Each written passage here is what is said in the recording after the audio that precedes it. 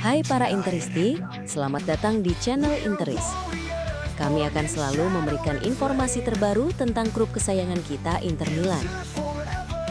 Jangan lupa di-subscribe biar tidak ketinggalan beritanya. Inter Milan kembali menunjukkan senjata mematikan mereka, bola mati.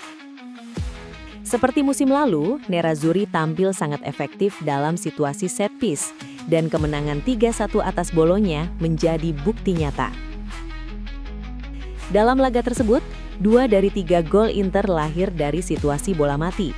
Tim asuhan Christian Cifu mendominasi sejak menit awal, dan setiap sepak pojok atau bola mati terasa seperti peluang emas. Menurut Gazzetta dello Sport, keberhasilan ini bukan kebetulan. Cifu dikenal sangat detail dan obsesif dalam persiapan, terutama soal bola mati. Ia didukung 2 sosok penting di staf pelatih, Filippo Lorenzon sebagai analis pertandingan dan Angelo Palombo yang secara khusus menangani skema set piece. Hasilnya, Inter seolah punya striker tambahan tanpa harus membeli pemain baru.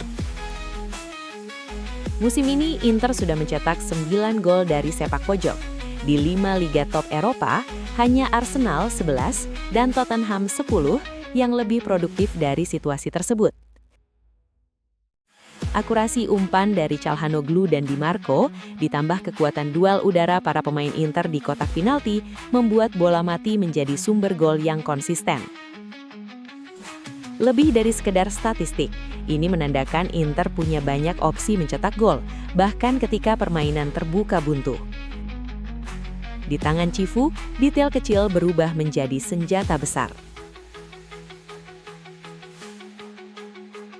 Inter Milan resmi harus mengubur harapan mendatangkan Joao Cancelo.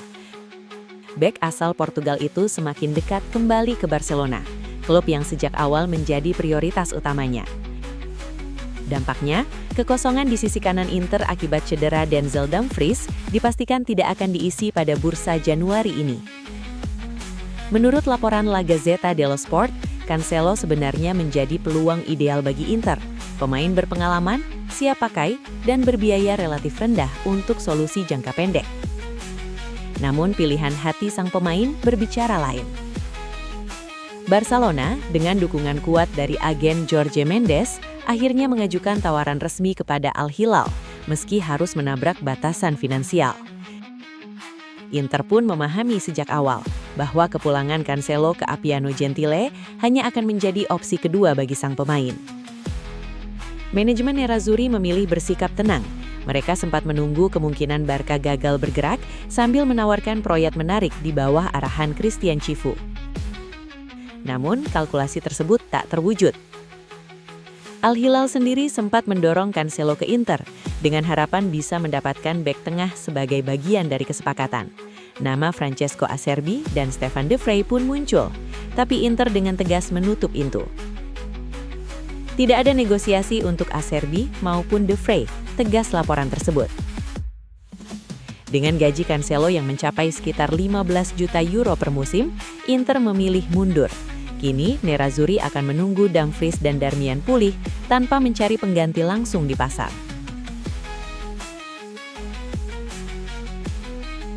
Inter Milan berpotensi melewati bursa transfer Januari tanpa mendatangkan pemain baru, bahkan jika harus melepas Davide Fratesi.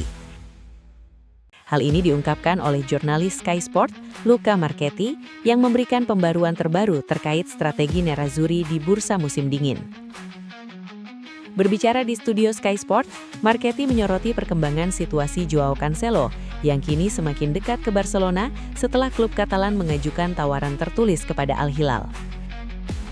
Dengan adanya proposal resmi dari Barcelona, jalannya kini terbuka lebar. Cancelo selalu bersikap jujur dalam komunikasinya dengan Inter. Kecuali terjadi kegagalan besar yang tak terduga, dia akan menyelesaikan transfer ke Barcelona.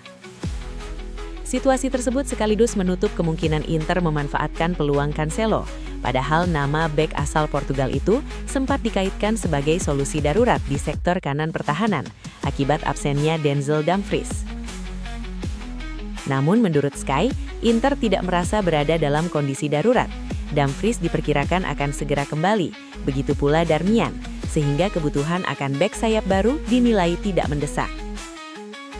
Lebih jauh, Marchetti menegaskan bahwa Inter sudah memiliki skuad yang kompetitif dan tidak banyak pemain di pasar yang benar-benar mampu meningkatkan kualitas tim. Inter bisa melanjutkan musim dengan skuad yang ada saat ini, bahkan jika Fratesi meninggalkan klub, tutupnya. Jika Fratesi dijual, uangnya tidak akan langsung diinvestasikan kembali pada Januari ini. Secara jumlah pemain, skuad Inter dinilai sudah cukup. Rencana jangka menengah pun mulai disusun. Dana dari Fratesi kemungkinan akan dialokasikan untuk merombak lini pertahanan musim depan. Jika ada peluang mendatangkan pemain muda potensial, Inter bisa memberinya masa adaptasi 6 bulan sebelum benar-benar diproyeksikan ke tim utama. Pernyataan ini memperkuat sinyal bahwa Nerazzurri akan bersikap pragmatis dan tenang hingga penutupan bursa, fokus menjaga keseimbangan tim, tak timbang melakukan transfer panik. Masa depan Christian Aslani di Torino mulai diselimuti tanda tanya. Klub Granata dikabarkan tengah mengevaluasi kemungkinan mengakhiri masa peminjaman sang gelandang lebih cepat dari Inter Milan. Aslani bergabung ke Torino pada musim panas lalu dengan status pinjaman senilai 1,5 juta euro, disertai opsi pembelian 11,5 juta euro. Namun hingga kini, performanya dinilai belum sepenuhnya meyakinkan. Direktur olahraga Torino, Gianluca Petracci, mengonfirmasi evaluasi tersebut. Kepada Sport Mediaset, ia menyebut klub mengharapkan kontribusi lebih besar dari gelandang asal Albania itu. Kami berharap lebih dari Aslani, dia pemain penting dan harus membuktikan pantas menjadi starter, ujar Petracci. Ia juga menegaskan bahwa posisi starter tidak pernah aman, termasuk bagi Aslani yang sempat kembali ke bangku cadangan. Torino menuntut mentalitas dan determinasi tinggi dari seluruh pemainnya. Satu hal yang sudah pasti, jika Aslani meninggalkan Torino pada Januari, ia tidak akan kembali ke Inter untuk masuk skuad Christian Cifu. Artinya, pintu menuju destinasi baru akan terbuka. Sebelumnya, Bologna juga sempat dikaitkan dengan minat terhadap Aslani. Bursa transfer Januari bisa menjadi momen penentuan kariernya. Inter Milan terus memantau dengan seksama perkembangan Ebenezer Akinsanmiro, gelandang muda asal Nigeria yang tengah mencuri perhatian selama masa peminjamannya bersama Pisa. Penampilannya yang konsisten membuat namanya semakin diperbincangkan, baik di level klub maupun saat membela tim nasional Nigeria. Akinsanmiro menjelma menjadi salah satu motor permainan Pisa, tim kuda hitam Serie A musim ini. Performa impresif tersebut tak luput dari radar manajemen Nerazzurri, yang sejak awal memang telah menyiapkan rencana jangka panjang untuk sang pemain. Menurut laporan calciomercato.com, Inter memperlakukan kasus Akinsanmiro secara berbeda dibandingkan skema peminjaman pemain muda lainnya dalam beberapa tahun terakhir. Nerazzurri menyusun strategi yang sangat terukur demi menjaga kendali penuh atas masa depan sang gelandang. Dalam kesepakatan dengan Pisa, Inter menyertakan opsi pembelian senilai 7 juta euro. Namun langkah krusial dilakukan dengan menambahkan klausul pembelian kembali bernilai rendah, yang secara efektif membuat Inter tetap memegang kendali. Keputusan tersebut mencerminkan keyakinan besar klub di Viale della Liberazione terhadap potensi Akinsanmiro. Inter menilai sang pemain memiliki kualitas untuk berkembang pesat dan siap naik level dalam waktu relatif singkat. Keyakinan itu kini terbukti. Berdasarkan performanya musim ini, nilai pasar Akinsanmiro disebut sudah menyentuh, bahkan berpotensi melampaui angka 6 juta euro. Situasi ini membuat klausul buyback Inter menjadi aset yang sangat menguntungkan. Bagi Inter, skenario ini nyaris ideal.